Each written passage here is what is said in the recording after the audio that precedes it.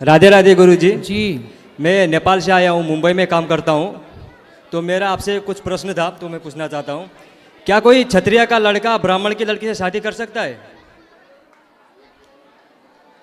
करने को तो आजकल कोई भी किसी से कर रहा है, लेकिन धर्म इजाजत नहीं देता। और नहीं देखते हो तो बोलते हैं कि पितरों को दर्पण नहीं कर सकते। अभी आपने बोला कि चतुर्वर्ण से ऊपर के ब्राह्मण, क्षत्रिय और शूद्र और वैश्य जो भी हैं गुण और कर्मों के विभाग से होते हैं, तो फिर गुरु जी ऐसे कैसे बोल सकते हैं कि नहीं हो सकता है? तो गुण कर्म इसको श्लोक को पढ़ा है आपने? हाँ पढ़ा है गुरु जी इसकी मैंने। व्याख्या पढ़ी है? हाँ पढ़ी है। क्या लिखा है?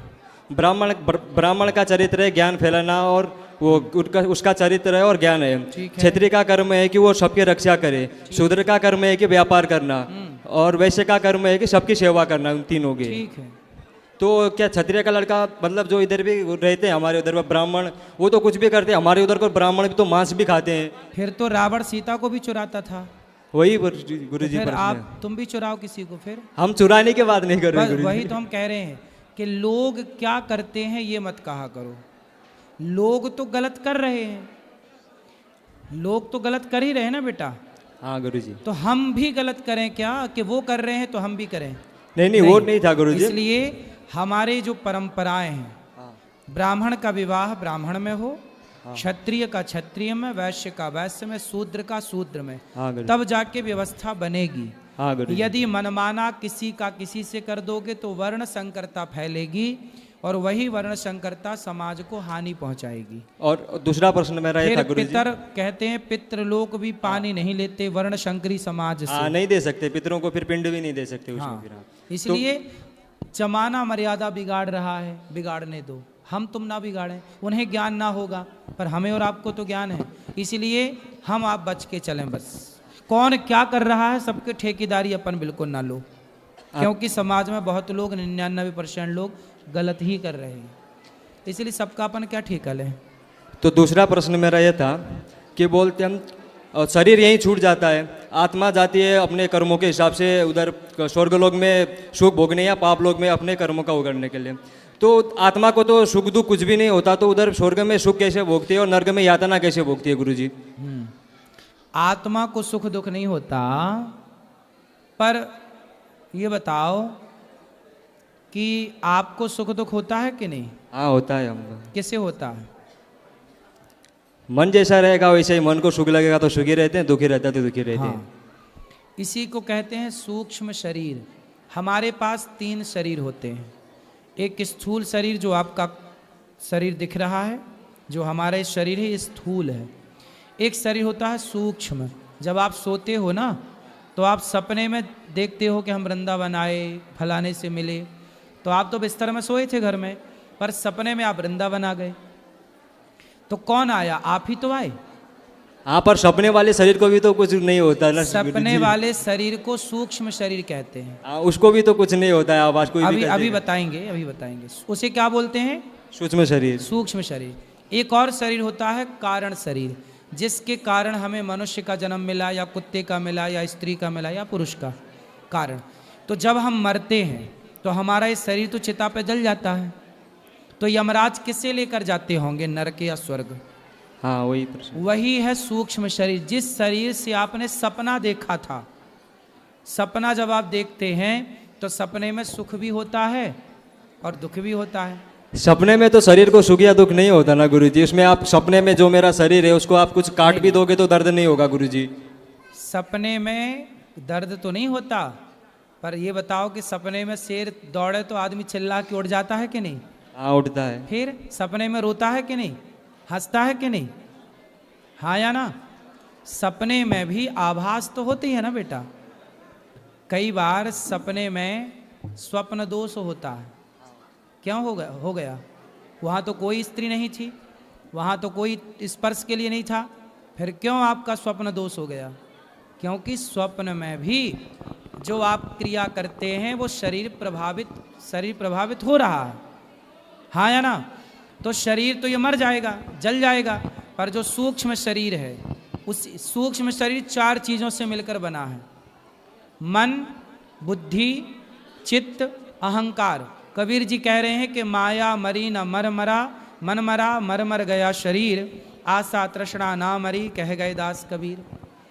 तो हमारा जो मन है वह मन ही यमदूत पकड़ कर ले जाते हैं, वही स्वर्ग नरक का भोक्ता बनता है। और जब अगला जन्म मिलता है आपको तो वही सूक्ष्म शरीर लेकर आप फिर पैदा होते हैं। ये शरीर बदलता है पर सूक्ष्म शरीर कभी नहीं बदलता। तो एक और लास्ट प्रश्न था मेरा गुरुजी, जो भी महिलाएं हैं तो वो उनका मानसिक धर्म होता है, तो उसमें उनको अपवित्र क्यों बोला जाता है गुरुजी? अपवित्र नहीं महिलाओं का बोला मानसिक जाता। धर्म होता है जो, अपवित्र नहीं बोला जाता। हमारे उधर वो पूजा नहीं कर सकते, खाना सुनो, वाने को छू नहीं सकते कहीं भी। ऐसा है ना, उसका बेटा एक साइंस है, विज्ञान, समझते हो ना। हाँ समझते हैं गुरुजी। आज के 100 साल पहले क्या पक्के घर होते थे? नहीं होते थे गुरुजी। आज के 100 साल पहले जंगल बहुत थे और जंगल में भेड़िया थे, शेर थे और हिंसक प्राणी थे, पशु पक्षी थे या नहीं थे गुरुजी? थे। उस जमाने में महिलाएं जो हैं आज की तरह ना, जैसे स्त्रियां जब मासिक धर्म आता है तो आज ना बहुत सारी व्यवस्थाएं हैं मासिक धर्म को, वो ब्लड जो निकलता है उसे रोकने के लिए। उस जमाने में ना पहले ऐसी सुविधाएं नहीं थी। क्या होता था कि महिलाएं कपड़े का प्रयोग करती थीं आज के 100 साल पहले मासिक धर्म में, रक्त के संचार को रोकने के लिए कपड़े का। फिर वो कपड़ा कहीं ना कहीं धो करके सुखाती थी। तो जो भेड़िया होता था या हिंसक प्राणी होता था, पशु पक्षी, वो खून की गंध कई किलोमीटर दूर से पा जाता था।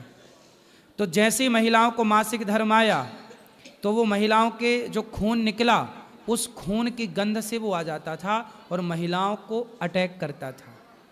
इसलिए हमारे पूर्वजों ने कहा कि जब मासिक धर्म आए तब तुम्हें घर से बाहर नहीं निकलना है, तो गुरुजी मंदिर नहीं जाना है, उस समय कार्य नहीं करना है, ठीक है। इसलिए रोक दिया गया। उस समय महिलाओं को दर्द भी होता है कमर में, पेट में, पीठ में, तो आप रेस्ट करो 4 दिन 7 दिन जो भी हैं। अब रही बात पूजा की, तो पूजा आप बिस्तर पर पड़े पड़े मासिक धर्म, उस समय भगवान का स्मरण करते रहिए। भगवान का स्मरण करने का थोड़ी मना किया है, भगवान का चिंतन तो आप किसी भी हाल में कर सकते हैं। भगवान को स्पर्श नहीं करना, उसकी भी एक मर्यादा है। जब मासिक धर्म होगा तो स्त्री अस्वस्थ होती, उस समय स्वस्थ नहीं होती, वो दर्द से प्रताड़ित होती है। उस समय उसका मन पूजा में लगेगा ही नहीं। तो उसके लिए कहा कि भाई तुम्हारा मन लगना ही नहीं है तो आप पूजा ना करो, चुपचाप बैठ के केवल कमरे में भगवान का ध्यान करो। तो उस समय ध्यान की है, स्पर्श की पूजा का विधान नहीं है। ये सब चीज़ें बहुत साइंटिफिक हैं। उस जमाने ये सब आज थोड़ी बन गई, आज तो सब चीज़ों की व्यवस्था हो गई है। आज के 100 200 साल पहले महिलाएं कांच लगा के साड़ियाँ पहनती थीं। आज भी महाराष्ट्र में स्त्रियाँ साड़ी को कांच लगा के पहनती हैं, ठीक है। आज जो प्रयोग चलते हैं स्त्रियों के लिए, ये पहले नहीं था। पहले अलग तरीके से बहुत ज़्यादा तकलीफ थी पहले के टाइम पर। और सुनो, पहले के टाइम पे तकलीफ क्या थी कि घर में पानी भी नहीं था, कुआं जाओ साफ करने के लिए। अब देखो महिलाओं को रक्त संचार जब होता है तो 2-2 बार 3-3 बार उसे साफ करना पड़ता है। अब ये बताओ कि उस समय पर कुआं थे, तालाब थे और नदियाँ थीं। घर में टोंटी वाला पानी तो नहीं था कि नल खोल और पानी घर पर अवेलेबल था। तो उस समय पर पुरुष उनकी देखरेख करता था, पुरुष तालाब से नदियों से पानी उनके लिए लाता था। पुरुष जिनको जो और अन्य महिलाएं थी वो उनका साथ दिया करती थी। ये सब पुरानी बातें हैं। आजकल के लोगों को ये लगता है कि देखो हमें रोका जा रहा, हमसे ये नहीं करा। उसके पीछे साइंस तो समझो, भला भी तुम्हारा है। तुम्हें 7 दिन रेस्ट के मिल रहे हैं, रेस्ट क्या नहीं कर रही हो मन लगा के। आखिरी सवाल गुरुजी जी, क्या कोई लड़का खुद से बड़ी उम्र की लड़की से शादी कर सकता है? कितनी बड़ी? 1-1.5 साल 2 साल? हाँ, 1 साल तक तो ठीक है। राधा जी भी बड़ी थी कृष्ण जी से 1 साल। हाँ गुरुजी, सुना था।